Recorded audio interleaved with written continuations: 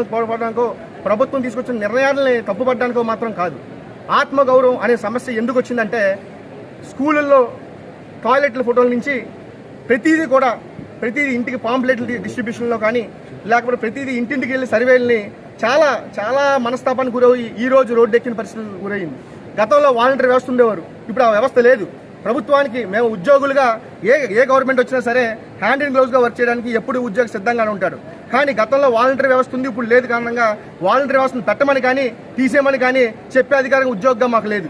కాకపోతే గత 6 ఏళ్లుగా మేము ఎంత చిత్తశుద్ధితో ప్రభుత్వానికి ఎక్కడ చెడ్డ పేరు కాకుండా ఏ ఉద్దేశంతో అయితే కరోనా అంత కష్టకాలం కూడా ప్రాణానికి తెగించి ఉద్యోగులు ఏ విధంగా కష్టపడ్డారో అదే విధంగా ఎక్కడ ప్రజా వ్యతిరేకత లేకుండా ప్రభుత్వానికి వ్యతిరేకత కాకుండా ఉద్యోగి ధర్మం పాటించడానికి మేము ఎప్పుడు సిద్ధంగానే ఉన్నాం. కాకపోతే ఈ రోజు మేము ఇబ్బందికి గురవుతుంది ఏంటంటే ఇంటింటికి తిరిగి వెళ్ళే వాలంటరీ విధులను మాత్రమే మినహాయించమని అడుగుతున్నాం.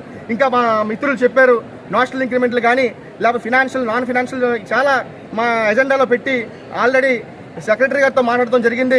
సెక్రటరీ గారు కూడా చాలా వరకు సానుకూలంగా స్పందించి ఏదైతే చేస్తానారో అవి మాకు లిఖితపూర్వకం కూడా ఇచ్చినట్టయితే ఉద్యోగుల్లో మనోధైర్యం నింపుతారని చెప్పి వారిని కూడా మేము కోరుతున్నాం.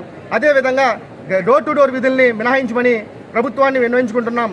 రెండోది, ఈ రాష్ట్ర ముఖ్యమంత్రి గారి మీద ప్రగాఢమైన నమ్మకం ఉంది. ఆయన ఒక విజనరీ సీఎంగా రాష్ట్ర ఉద్యోగులందరూ కూడా భావిస్తున్నారు. కాకపోతే మా సమస్యలుగానే మిగిలిపోతాయి తప్ప గౌరవ ముఖ్యమంత్రి గారి దృష్టికి తీసుకెళ్లట్లేదా ఏంటో అని మా అందరిలో కూడా 1,25,000 మంది ఉద్యోగుల్లో ఒక మనోవేదన గురైంది.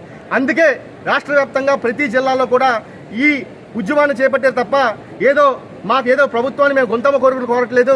కేవలం మమ్మల్ని అభిమానం కాపాడుకోవడానికి మా గౌరవంగా మమ్మల్ని చూడమని చెప్పి రాష్ట్ర వ్యాప్తంగా ఉద్యోగుల్లో ఒకలాగా మా ప్రభుత్వ ఉద్యోగులు సచివాలయ ఉద్యోగుల్లో ఒకలాగా ఎందుకు ఈ వివక్ష చూపిస్తున్నారో అర్థం కాక మా మనోవేదన గురై తప్ప వేరే ఉద్దేశం ఏమీ కాదు. రెండోది, మేము ప్రభుత్వానికి ఒకటే అడుగుతున్నాం. మాకు కనీసం మేము అడిగేది వేరే ఏ గుంతమ్మ కోరికలు కాదండి. కేవలం 1,25,000 మంది ఉద్యోగుల్ని మమ్మల్ని ఎక్కడా కూడా మా ఆత్మగౌరవం దెబ్బతినకుండా మేము ప్రభుత్వానికి ఏ విధంగా అయితే చిత్తశుద్ధితో పనిచేస్తామో మమ్మల్ని గౌరవించి గుర్తించమని చెప్పి ప్రభుత్వాన్ని కోరుతూ చదువుతాం.